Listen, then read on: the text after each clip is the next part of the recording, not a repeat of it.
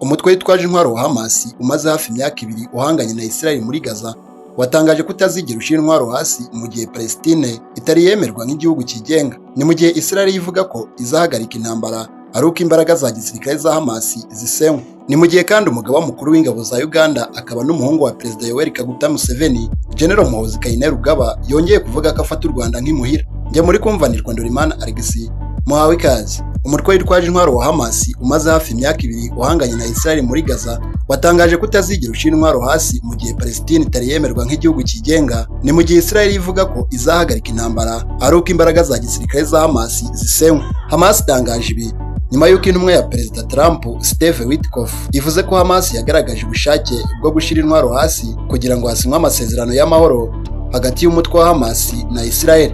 Mu itangazo ryasohowe na Hamas yavuze ko itazigera ishyira intwaro hasi ndetse ngo ireke kwirwanaho iharanira uburenganzira bwayo mu gihe Palestine itabaye igihugu kigenga ikagira umurwa mukuru wa Yerusalemu.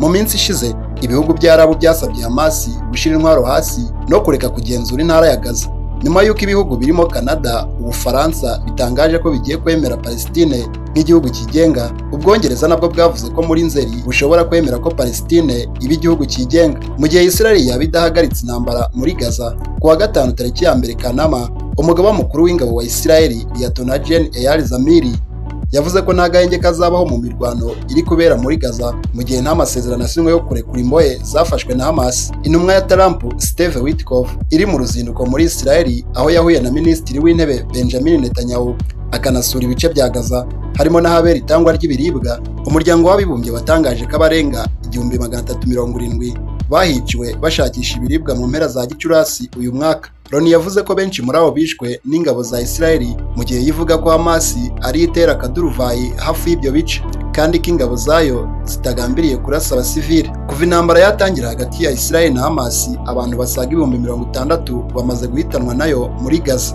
Ni mu gihe kandi umugaba mukuru w'ingabo za Uganda akaba n'umuhungu wa Perezida Yoweri Kaguta Museveni, General Muhoozi Kainerugaba, yongeye kuvuga ko afata u Rwanda nk'imuhira.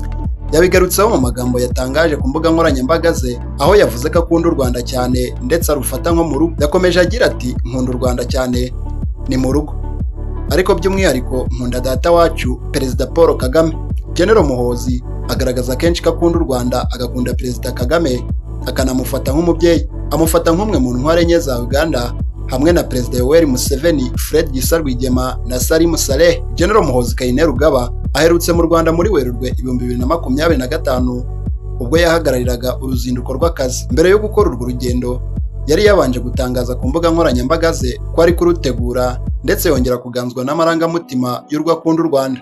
Yakomeje agira ati, nzajya nsura igihugu cyanjye cy'u Rwanda, igihugu cy'abacwezi. General Muhoozi Kainerugaba yaraherutse gusubiza uwamunenze gushyigikira Perezida Paul Kagame amubwira ko gushaka kuzimya umukuru w'igihugu ari ukwishora mu muriro. Icyo gihe yagize ati, Afande Paul ntakeneye imitoma, kumurwanya ni ukuturwanya.